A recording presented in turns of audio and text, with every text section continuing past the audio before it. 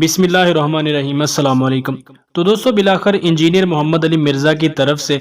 مفتی طارق مسعود صاحب کے کراچی چلے جانے کے بعد وضاحتی بیان آیا، اور انہوں نے اپنے بیان میں یہ بتایا کہ میں کیوں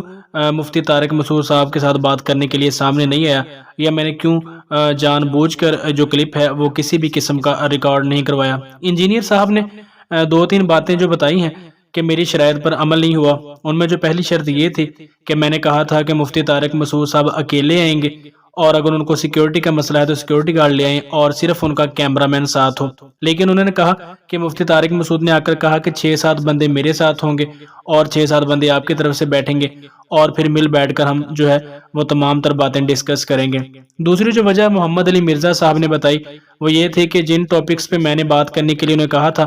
مفتی طارق مسعود صاحب نے وہ نہیں رکھے، بلکہ انہوں نے کہا کہ 1.5 گھنٹہ میں ایک ٹاپک پہ بات کروں گا، اور باقی جو 1.5 گھنٹہ ہے وہ المحند علی المفند پر جو ہے ان کے موضوعات پر جو بات چیت ہوگی۔ تو تیسری انہوں نے کہا کہ جیسے ہی مفتی طارق مسعود صاحب کا بیان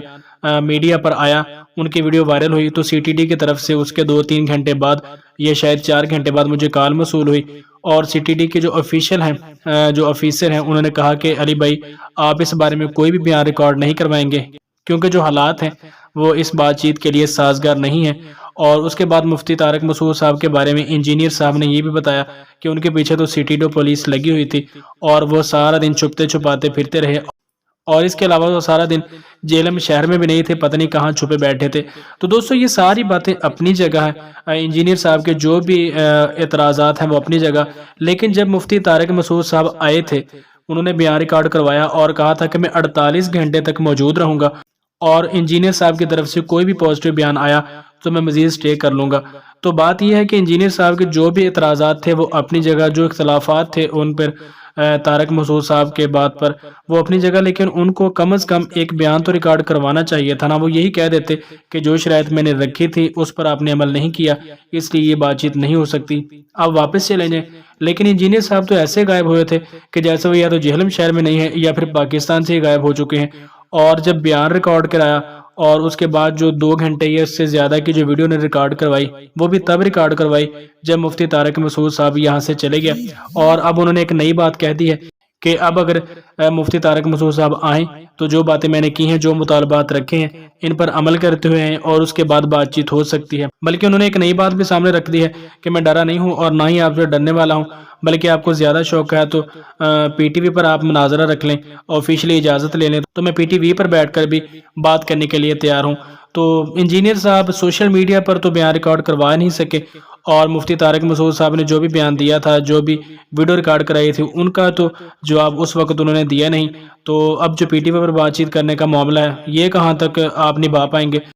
لیکن اس کے علاوہ اگر کوئی بات یہ جانتے ہیں تو یہی ہے کہ مفتی طارق مسعود صاحب آئے تھے لیکن آپ نے بات چیت نہیں کی، نئی بات کرنی تھی تو یہ اپنی جگہ بات ہے، لیکن کم از کم آپ کا ایک بیان آنا چاہیے تھا۔ بے شک آپ یہی کہہ دیں کہ میری شرائط پر آپ نے عمل نہیں کیا، اس لیے آپ واپس چلے جائیں، میں آپ سے بات چیت نہیں کر سکتا۔ اس کے بجائے آپ سوشل میڈیا سے غائب رہے، اور اس طرح غائب رہے جیسے کہ آپ جہلم شہر میں یا پھر پاکستان سے ہی غائب ہیں۔ اور اس کے بعد طارق مسعود صاحب ایک فاتحانہ انداز میں جہلم سے واپس گئے، اور انہوں نے یہ تک کہہ دیا کہ آئندہ میں جب بھی آؤں گا آپ اس بات سے پریشان نہ ہوں کہ میں آپ سے بات چیت کرنے کے لیے آؤں گا، بلکہ انہوں نے کہا کہ میں اپنے بیانات کے سلسلے میں یا اپنے دوستوں سے ملنے کے لیے آؤں گا، انجینئر سے آج کے بعد بات کوئی بھی نہیں ہوگی۔ بس یہی وجہ ہے جس کی وجہ سے آپ کے فالورز ہیں وہ آپ سے ناراض ہیں، افسردہ ہیں، ان کے دل جو ہیں وہ ٹوٹے ہوئے ہیں کہ انجینئر صاحب کو ایسا نہیں کرنا چاہیے تھا۔ جتنی بار آپ نے ان کو مدعو کیا، آخر وہ آ ہی گئے تھے،